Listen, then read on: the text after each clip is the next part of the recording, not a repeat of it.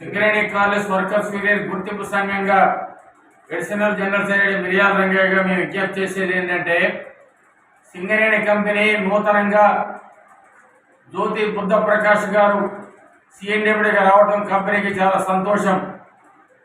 అట్లాగనే ఇక్కడ ఉన్నటువంటి సమస్యలు సింగరేణిలో ఏదైతే గుర్తింపు సంఘంగా అనేక స్ట్రక్చరల్ మీటింగులు సిఎండి మీటింగులో మాట్లాడినటువంటి విషయాలు కోసం ఇప్పుడు ఇమ్మీడియట్గా జేసీసీ మీటింగు జరగాల్సి ఉంది. ప్రతి 2 నెలలకు ఒకసారి కార్మిక సంస్థల పైన డైరెక్ట్ లెవెల్లో మీటింగ్ జరగాలి. ఆ మీటింగ్ జరగడం లేదు. అట్లానే ప్రతి 3 నెలలకు ఒకసారి కోడ్ ఆఫ్ డిసిప్లిన్ ప్రకారంగా సిఎండి మీటింగ్ జరగాల్సి ఉంది రికైనరీ యూనియన్ తోటి. అది కూడా జరగడం లేదు. మెడికల్ బోర్డు జరగడం లేదు. అట్లాగనే అనేక సమస్యలు పెండింగ్లో ఉంటా ఉన్నాయి. ఈ యొక్క సమస్యల పైన కార్మికులు చాలా ఆందోళనగా ఉన్నారు. కాబట్టి ఇప్పుడు ఉన్నటువంటి మేనేజ్మెంటు గతంలో మాట్లాడి ఒప్పుకున్న సమస్యలు కూడా పరిష్కారం చేయటం లేదు, చాలా డిలే చేస్తూ ఉన్నారు. అదే కాకుండా మరి ఏదైతే కొత్త ప్రాజెక్ట్ సింగరేణికి రావాల్సింది ఉంది వాటి ప్రయత్నం చేయటం లేదనేది అర్థమవుతూ ఉన్నది. ఇల్లందులో కానీ మడుగూరులో ఎక్స్టెన్షన్ ఓసి2 కానీ మరి అనేక చోట్ల కొత్త ప్రాజెక్టు రావాల్సింది ఉంది, రావటం లేదు. ప్రొడక్షన్ బాగానే వస్తూ ఉన్నది. కాబట్టి సేఫ్టీ ట్రైపార్టైట్ మీటింగ్ ప్రతి 6 నెలలకు జరగాల్సింది ఉంది, అది కూడా జరగడం లేదు.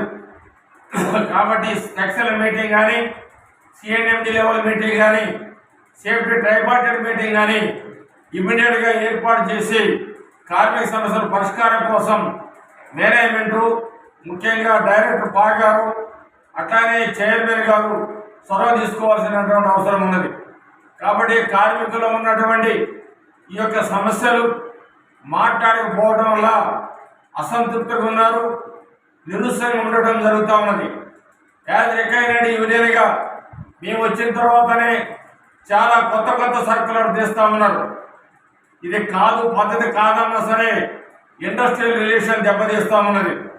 కాబట్టి ప్రొడక్షన్ వచ్చినప్పటికి కూడా మరి సేఫ్టీ విషయంలో కూడా అశ్రద్ధ చేయడం మంచి పద్ధతి కాదని చెప్తా ఉన్నాం. ఇప్పుడు మేనేజ్మెంట్ చొరవ తీసుకొని అన్ని విషయాలు మాట్లాడాల్సి ఉంది. గవర్నమెంట్ లెవెల్లో మరి కార్పొరేట్ హాస్పిటల్ పెడతామన్నారు, అది మాట్లాడతామన్నారో ఇంతవరకు డిసైడ్ కాలేదు. అట్లనే ఐటీ ఇన్కమ్ ట్యాక్స్ ఏదైతే ఉందో కాబట్టి పెరిస్పైన్ ఇన్కమ్ ట్యాక్స్ అది గవర్నమెంట్ లెవెల్ అంటూ ఉన్నారు. మరి అది కూడా పరిష్కారం కావటం లేదు. అదే కాకుండా సొంత ఇల్లు పథకం ఇది గవర్నమెంట్ దగ్గర ఉందంటా ఉన్నారు. మరి గవర్నమెంట్ దగ్గర హైయర్ మేనేజ్మెంట్ వెళ్ళి మరి దీన్ని పరిష్కరించకపోతే మరి ఏఐటీసీగా మేము ఆందోళన చేయాల్సినటువంటి అవసరం వస్తూ ఉన్నది. కాబట్టి గుర్తింపు సంఘంగా వెల్ఫేర్ విషయంలో కానీ ఇంకా ఇతరతర కార్యక్రమాల్లో కానీ దేంట్లో కూడా ఏదైతే ఉందో రావటం లేదు. అట్లానే సింగరేణికి ఆర్థిక పరిస్థితులు బాగలేవు అనేది అందరిలో వచ్చింది. మరి రావాల్సినటువంటి గవర్నమెంట్ నుంచి రావాల్సినటువంటి ఏదైతే పవర్ కానీ మన కోల్ కానీ జనకో నుంచి రావాల్సినటువంటి 1000 రూపాయలు 45,000 కోట్ల రూపాయలు రావాల్సింది ఉంది, అది రావటం లేదనేది మరి ఆర్థికంగా మరి రికైనరీ యూనియన్గా మేము రిక్వెస్ట్ చేస్తూ ఉన్నాం. వెంటనే ఆ డబ్బులు వసూలు చేసి మరి ఏదైతే కంపెనీ ఆర్థిక పరిస్థితులు చక్కదిద్దాల్సినటువంటి అవసరం ఉన్నది. చాలా బిల్లులు పెండింగ్లో పెడతా ఉన్నాం. హాస్పిటల్ విషయంలో చాలా సమస్యలు బయటకు వస్తూ ఉన్నాయి.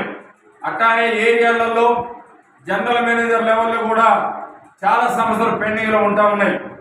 ఈ ఏదైతే ఉన్నదో ఈ సమస్యలన్నీ వెంటనే పరిష్కారం కాకపోతే మరి ఏఐటీసీగా గుర్తింపు సంఘంగా మేము కార్మికులతోటి మమేకమై వాళ్ళ సమస్యల పైన స్పందించాల్సినటువంటి అవసరం ఉన్నది.